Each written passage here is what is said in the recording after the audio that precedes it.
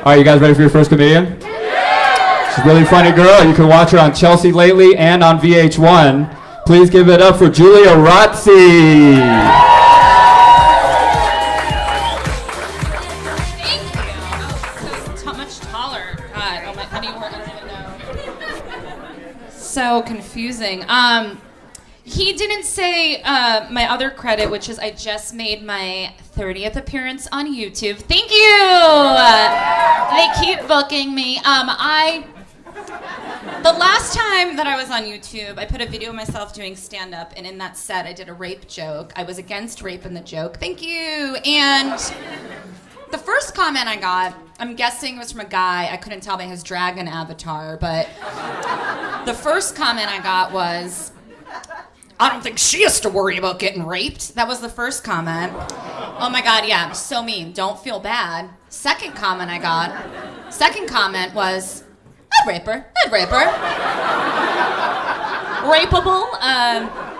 So I felt better. I don't really know. I felt terrified of humanity is how I felt. Pretty much any video of a woman doing comedy on the internet, the comments are always like, she's funny, but I wouldn't fuck her. Or I'd fuck her, but she's not funny. So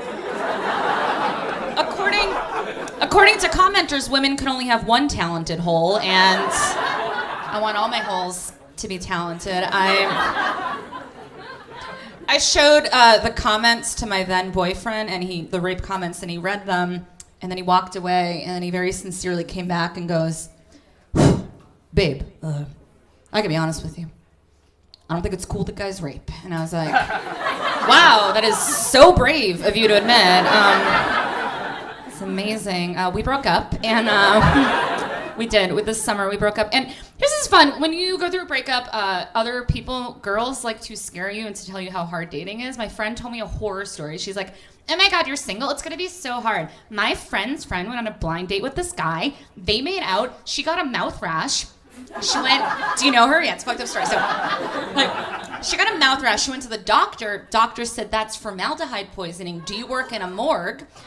Girl said, I don't, but the guy I went on a date with does.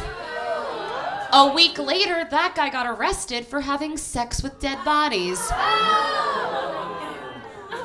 That story is so disgusting, it makes you want to kill yourself, right? Don't kill yourself and that guy's gonna fuck you. So, stay alive. Just a little PSA. Laugh it out, yes. I like having sex with people who are living, and I love doggy style, which is lying around all day and only getting excited when food is around. That's what that is. Thank you for a light clap in the back. I was like, I'm gonna wait till she says something else. And I'm like, so I'm single, so I'm having like casual, I don't even know, I always imagine someone wearing sweatpants when you say casual sex. And this is the thing, I don't want to speak for all women, but so sometimes I have sex with someone and I'm like, I don't even like them, right? And I don't. We have sex and it's fine, there's no feelings. But then other times I have sex with someone and I'm like, I don't even like them. But then, like, their dick, it goes so deep inside of me, right? That it like, it hits my heart. You know what I mean? And I'm like, oh no, I love you, you know? And it's like, I don't want to, but like my heart is filled with your cock. And like, I don't know what to get out. And then there's a lot of text, like, dating is just text, like, it's like you just constantly texting, and like I hate it when you write to someone. Like the most exciting part of text messaging if you have an iPhone is the ... part, you know what I mean? Oh my God, it's so, if you don't have an iPhone, like little ... comes up when someone's writing you back, and you will write them this long thing, and that ... is there for like 10 minutes, and you're like, oh my God, what are they gonna say? And then it's like K, and you're like, why did that take you 10 minutes? Why did that take you 10? It's one letter. Also, how much time are you saving by not putting the O? Like, that's what I wanna, we're really in that much of a rush. I just want a guy who respects me. You know what I mean? A guy who respects me for my brain, that is in my pretty head, that is right above my great breasts. That's all I want in a relationship. I like romance. I like breakfast in bed. I think that's very romantic. I don't understand why breakfast in bed is considered romantic, but when I have lunch, dinner, dessert, and a box of wine in bed, everyone is so judgmental, you know? Like, don't judge my month, you know what I mean? I can do whatever I want. with my month. I was raised by Italian Catholic parents who pretty much were like I'm so scared to get pregnant because like my Italian Catholic parents were like, if you even look at a penis, then you'll have a baby. And this is when I was a kid, and so I constantly think I'm pregnant, which guys love when you constantly have panic attacks that you're pregnant. Like the amount of money that I've spent on paranoid pregnancy tests, I could have paid for my fake kids to go to college. I just constantly take pregnancy tests. But like, so I get this panic when I take a pregnancy test of like, I think that I'm 15 and I'm like, shit, if I'm pregnant, my parents will kill me. And then I remember that I'm in my 30s, so I'm like, shit, if I'm not pregnant, my parents are gonna kill me. So they really want me to do something other than that. I don't know why they don't think this is glamorous. Certainly is. I'm trying to get healthier, so I've been jogging to my drug dealer's house, and I go and I get my drug, and then I do them, and then I run home like even faster because purple pandas are chasing me, and just the weight comes right off. I was in LA last month and I had a friend of mine buy me a bunch of like weed Jolly Ranchers, and I was like, oh my god, I have some time to kill. I'll just like eat half of one before I go to the airport. And so of course, as my bag is going through security is when the candy hits me and like my legs sort of like turn to jello as I'm going through it, and I started panicking that like I was gonna like locked up abroad style. I was gonna get like arrested for having 6 weed Jolly Ranchers in my purse. Like not a big deal, right? So my bag makes it through, nobody notices, and then I out loud said something that I've never said in my life. I went, booyah, like that, and grabbed my bag. So if nobody knew I was on drugs before, they certainly knew now, because who the fuck says booyah? Except for somebody who is a drug dealer. I'm not a drug dealer, just user. I am getting to that age though, like when you're like late 20s, early, and there's like a couple of 14-year-olds here, but little life lesson. When you get to be late 20s, early 30s, and your friends start to, like own homes and have like dishes that match, like all show-offs and shit. I don't know if I can bring weed to parties. You know what I mean? Like, I don't know what kind of party it's gonna be. So I always put a little bit of weed in my purse just in case they're cool. And I wait till about 11, and I kind of like take the weed out of my purse, and I test the waters, and I put it on the coffee table. I'm like, are we cool? Oh, we're not cool. Cool? Not cool. Cool? Not cool. Cool. And then I just like throw it there and walk away and see what happens.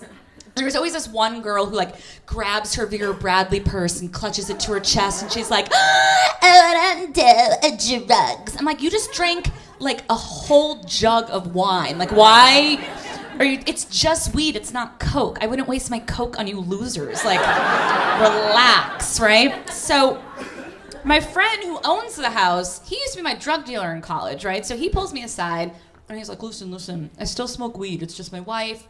She doesn't allow me to smoke it in the house, but I'm allowed to smoke it in the garage. And I'm like, what the fuck are you? What do you mean you're allowed? You own the house. Your wife doesn't even work. You know what I mean? Like, isn't that a perk of being a homeowner, that you can smoke anywhere that you want without having to towel a door? You can smoke weed in the bathroom. You can smoke weed in the bed. You can smoke weed in the baby's room. You can get in the crib. You can get in the crib with your baby. Be like, baby, hold my bong, and like, I don't own a baby or a house, but I assume that's one of the cool things about. So when they came to my apartment and his wife took out her phone and she's like, oh my god, do you want to see like pictures of me and like the kids at Disney World? I was like, we only do that in the garage. We only look at stupid photos of your stupid family in the garage. So I took her out to the garage and I turned on my car and I locked the windows and the doors and I shoved her in there and now she's dead. I'm kidding. I don't have a car or garage, but I did kill her and she's now gone. Do I have like another minute or yeah? Okay. So as you can tell, I'm very good with children, and so I used to nanny, and I always feel weird saying I was a nanny because I'm not Jamaican, and I feel weird saying, I wouldn't say I was a babysitter because I'm not 12, so I used to watch this kid, which is like the creepiest way to say you babysit. I just like, watched him good, and he went to this like fancy school downtown Manhattan, and we would have to go to downtown Brooklyn to take him home. And he was one of those kids who, I'm sure you know them, like they have to take off all their clothes to go to the bathroom, right? No, you don't know them, because who the fuck does that, right? So anyway, so I pick him up at school, and he was like we were gonna get on the train. He goes, just want to let you know I had chili for lunch. And he's like rocking back and forth. And he's got this little like bowl haircut. I'm like, cool, do you want to use the bathroom before we get on the train? He's like, no, fine. And he's like sweating hot sauce, right? Just like coming down his face. And he's like, so we get on the subway and he starts to panic. He's like, can you make the train go faster? I'm like, yeah, if I had that kind of magic powers, why would I be nannying you? You know what I mean? No, asshole, you should have gone to the bathroom. Like okay. So we get off the train and he used to live in front of, like the fake Macy's downtown in Brooklyn. That's like the shitty Macy's. So we started getting to his apartment and he's like, and then I'm like, we're almost there. And then I turn around and he's going, he just shat his pants. Right outside his apartment building.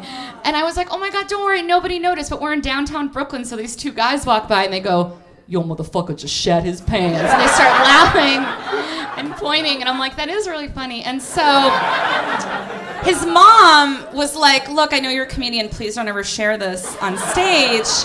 And I was like, oh my God, I'm not a monster, I never would. But then she fired me, so Jeffrey Miller shat his pants, you guys. All right, thank you so much. All right, Giulia Rozzi, everybody.